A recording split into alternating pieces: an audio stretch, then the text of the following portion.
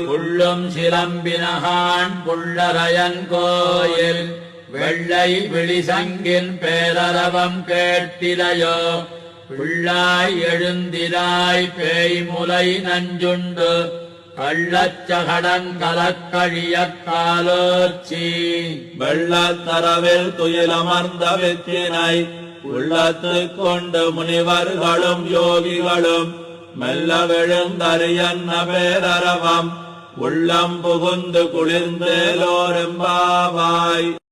ஸ்ரீ ஆண்டாள் நாச்சியார் திருவடிகளே சரணம்.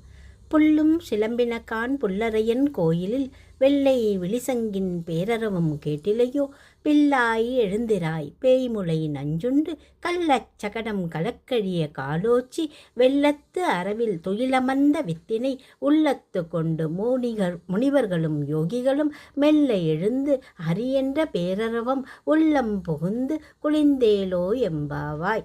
அன்பு தோழியே, நீ உடனே எழுந்திரு. பறவைகள் அதிகாலையில் எழுந்து கீச்சிடும் இனிய ஒலி இன்னும் கேட்கவில்லையோ? கருடனை வாகனமாக கொண்ட எம்பிரானின் கோயில் வெள்ளை நிற சங்குகள் எழுப்பும் முழக்கம் காதில் விழவில்லையோ?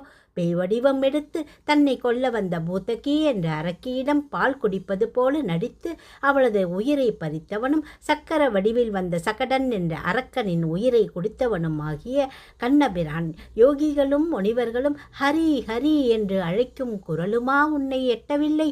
உடனே எழுந்து இவற்றையெல்லாம் கேட்டு உள்ளம் குளிர்வாயாக. பூத்தகி என்ற அரக்கியை கம்சன் அனுப்பி வைத்தான்.